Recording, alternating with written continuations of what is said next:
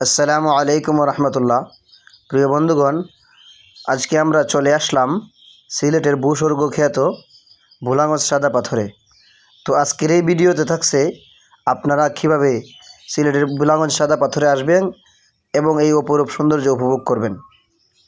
তো প্রথমে সিলেট ভোলাগঞ্জ সাদা পাথরে আসতে হলে আপনাকে বাংলাদেশের যে কোনো প্রান্ত থেকে হয়তো সিলেটের হুমায়ুন রশিদ চত্বরে আসতে হবে, নতুবা কদমতলী বাস টার্মিনালে আসতে হবে। তো আমরা সিলেটের হুমায়ুন রশিদ চত্বরে নেমে হুমায়ুন রশিদ চত্বর থেকে আমরা সিলেটের আম্বরখানার উদ্দেশ্যে আমরা সিএনজি যুগে রওনা দিলাম। হুমায়ুন রশিদ চত্বর থেকে আম্বরখানার সিএনজি ভাড়া হচ্ছে জনপ্রতি 30 টাকা। আপনারা চাইলে কদমতলী বাস টার্মিনাল থেকেও আম্বরখানায় যেতে পারেন। তো আমরা সিএনজি যুগে চলে যাচ্ছি আম্বরখানার উদ্দেশ্যে।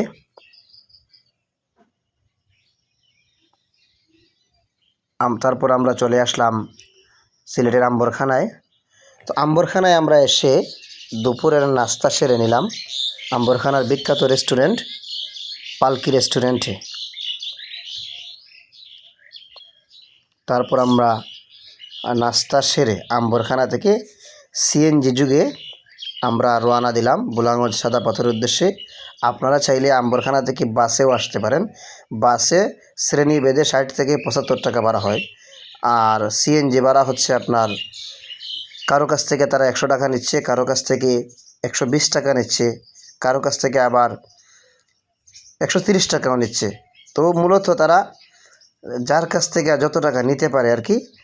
তো আমরা সিএনজি যুগে রওনা দিলাম। আমাদের জনপ্রতি ভাড়া হয়েছে 120 টাকার মতো। তো এভাবেই আমরা সিলেটের চা বাগানের নয়নাভিরাম দৃশ্য দেখতে দেখতে আমরা ছুটে চললাম ভোলাগঞ্জ সাদা পাথরের উদ্দেশ্যে। আপনারা দেখতে পাচ্ছেন খুব সুন্দর চা বাগানের এই নয়নাভিরাম দৃশ্য। তারপর আমরা মোটামুটি চলে আসলাম ভোলাগঞ্জ সাদা পাথরের কাছাকাছি। তো সবচেয়ে ইন্টারেস্টিং ব্যাপার হচ্ছে আমরা সরাসরি ঘাটে না গিয়ে আমাদের নৌকা খরচ বাঁচানোর জন্য স্থানীয় একজন ভাইয়ের মাধ্যমে আমরা বিকল্প রাস্তা দিয়ে আমরা সাদা পাথরের যেই মূল যে পর্যটন স্পট ওইখানে আমরা চলে আসলাম, যেগুলো আমরা আপনাদেরকে দেখাচ্ছি কিভাবে আমরা ভারতের মেঘালয়ের পাহাড় দেখতে দেখতে আমরা বিকল্প স্থানীয় রাস্তায় চলে আসলাম। আপনারা দেখতে পাচ্ছেন ইতিমধ্যেই যে আমরা মোটামুটি ভোলাগঞ্জ সাদা পাথরের কাছাকাছি চলে আসছি।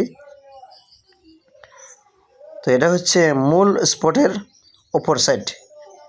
এই যে আপনারা দেখতে পাচ্ছেন সামনে যে পাহাড়গুলা, এগুলো হচ্ছে ভারতের মেঘালয় পাহাড়। তো আমরা মেঘালয় পাহাড় দেখতে দেখতে সাদা পাথরের যে পর্যটন স্পট ওইখানে চলে আসলাম। মূলত কয়েকদিন বৃষ্টি না হওয়াতে পানি মোটামুটি কমে যায়। তো আমরা মূল স্পটের অপর প্রান্তে আমরা চলে আসছি। দেখতে পাচ্ছেন মূল এরিয়াটা।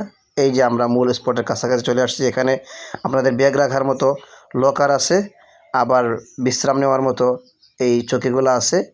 লকারে রাখতে হলে আপনাদেরকে দরদাম করে রাখতে হবে, তারপরে বিশ্রাম নিলেও তাদেরকে জনপ্রতি 100 টাকা দিতে হবে। এই যে দেখেন আমরা মোটামুটি আলহামদুলিল্লাহ মূল যে স্পট সৌন্দর্যমণ্ডিত আপনাদেরকে আমরা দেখাচ্ছি। এই এখানে হচ্ছে আসলে এই যে এখন যে দেখতেছেন এই স্থানটাই হচ্ছে মূলত আপনার পর্যটন স্পটের যে মূল জায়গা। এখানে আসলে আপনারা আসলে গোসল করলে অত্যন্ত আনন্দদায়ক একটা ভ্রমণ হবে আপনাদের। তো আলহামদুলিল্লাহ এখানে আমরা গোসল টোসল করলাম, তারপরে আবার গোসল টোসল করে নামাজ পড়লাম। এখন আমরা নামাজ পড়ে আবার ঘাটের উদ্দেশ্যে আমরা নৌকা যুগে রওনা করলাম। তো যাওয়ার পথে আমাদের জনপ্রতি ভাড়া হচ্ছে প্রায় 33 টাকার মতো। আমরা 3 জনে মিলে 100 টাকা দিলাম। এই যে আপনারা দেখতে পাচ্ছেন একের পর এক নৌকাগুলো ছুটে চলছে। তারপরে আমরা মোটামুটি সন্ধ্যা হয়ে গেল। তারপরে আমরা চলে গেলাম মূল পয়েন্টে। এরপরে আমরা ওইখান থেকে আবার বাস যোগে আমরা আবার আম্বরখানার উদ্দেশ্যে চলে গেলাম। তো বন্ধুরা, আমাদের ভিডিওতে আপনারা লাইক কমেন্ট করবেন। আপনার লাইক কমেন্ট আমাদের জন্য উৎসাহ যোগাবে। ধন্যবাদ সবাইকে।